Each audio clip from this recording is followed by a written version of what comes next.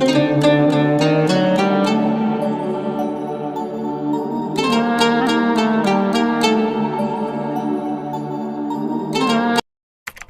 আলাইকুম, কেমন আছেন? আশা করি ভালো আছেন। আজকে আরও একটি ভিডিও নিয়ে আপনাদের সামনে হাজির হলাম।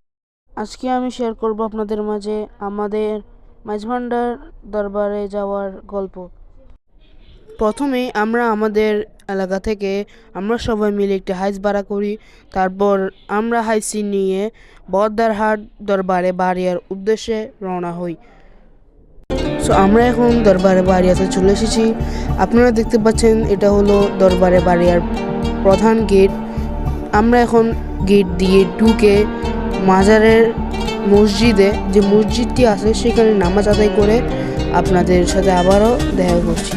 তারপর আমরা নামাজ আদায় করার কিছুক্ষণ পরে হুজুরের গুরুত্বপূর্ণ বক্তব্য শোনার পর আমরা হজরত শাহজি বারি রহমতুল্লাহি আলাইহির মাজার জিয়ারত করে মাঝভান্ডার দরবারের উদ্দেশ্যে রওনা হলাম।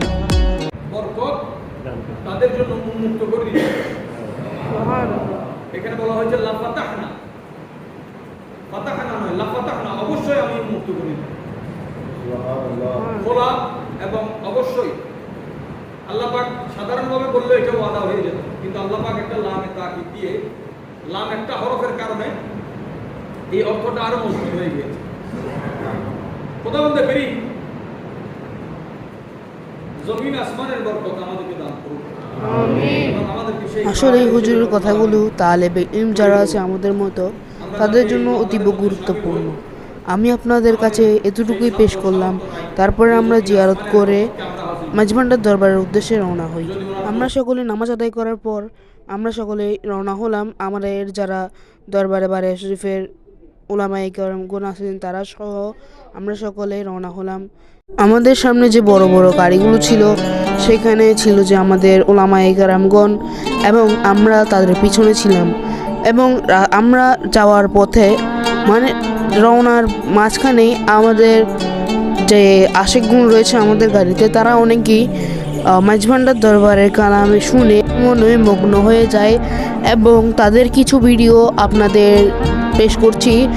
এবং বাকি কথা যেগুলো আছে সেগুলো মাঝখানে যাত্রার মাঝখানে অথবা আপনাদের মাঝভান্ডার দরবার যাওয়ার পরেই আপনাদের সাথে কথা হচ্ছে।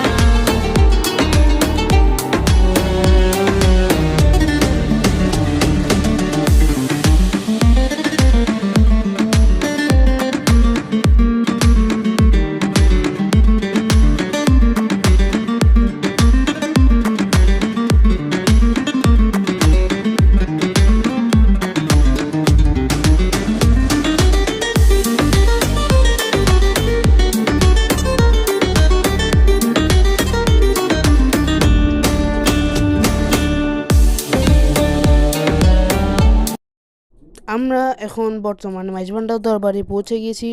পৌঁছে যাওয়ার পর আমাদের উলামায়ে কেরামের গাড়িটি চলে এসেছে এবং আমরা সামনে এগোতে থাকি উলামায়ে কেরাম গাড়িটি নিয়ে। আমরা যেহেতু জুতা হারিয়ে যাওয়ার সম্ভাবনা বেশি তাই আমরা জুতাগুলো গাড়িতে রেখে আসি এবং তারপর আমরা আমাদের উলামায়ে কেরামদের নিয়ে মাঝভান্ডার দরবারে প্রবেশ করি। প্রবেশ করার পর বাকি খবরগুলো আপনারা পরেই জানতে পারবেন এবং আমরা ভিডিওটি দীর্ঘ না করে কিছু জিনিস স্কিপ করে আমাদের ভিডিওটি চালিয়ে যেতে থাকি। তারপরে আমরা আমাদের উলামায়ে কেরামদেরকে নিয়ে মেহফিলে অংশগ্রহণ করি। বাকি খবরগুলো আপনারা ভিডিওতেই জানতে পারবেন। আমাদের ওলামায়ে কেরামদেরকে মেহফিলে রেখে এসে আমরা মেজবান্ডার দরবার জিয়ারত করার জন্য আসলে আমরা দেখতে পাই কিছু আশেক ভাইরা মেজবান্ডার দরবারের সামনে নাত রসুল কালাম পাঠ করতেছে এবং মেজবান্ডার দরবারের শান পড়তেছে। তারপর আমরা দেখতে পাই অনেক মানুষ এখানে এসে এখানে অনেকেই বিশ্রাম নিচ্ছে, আবার অনেকেই অজু কালাম করে নামাজ পড়তেছে, আবার অনেকে গোসল করতেছে মেজবান্ডার দরবারের পুকুরে।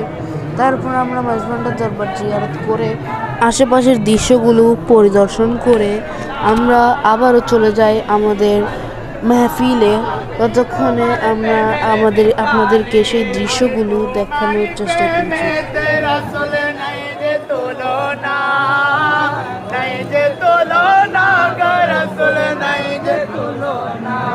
আরে তোমারি প্রেমে তেরা সুলে নাই যে তুলনা, নাই যে তুলনা, রসুলে নাই যে তুলনা।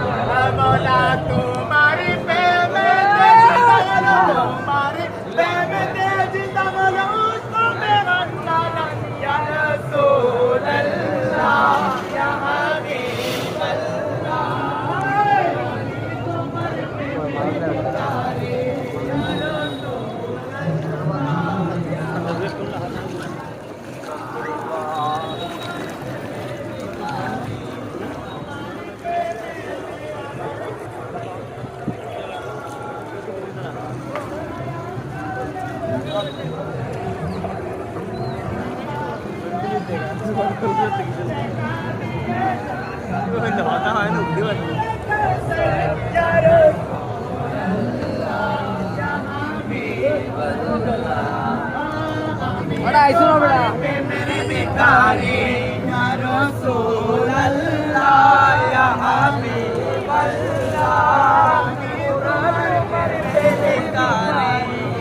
আমি লিখিব চিঠি দেব তোমায়, পাখি পৌঁছে দিও রোজা। আমি লিখিব চিঠি দেব তোমায়, পাখি পৌঁছে দিও রোজা। আমি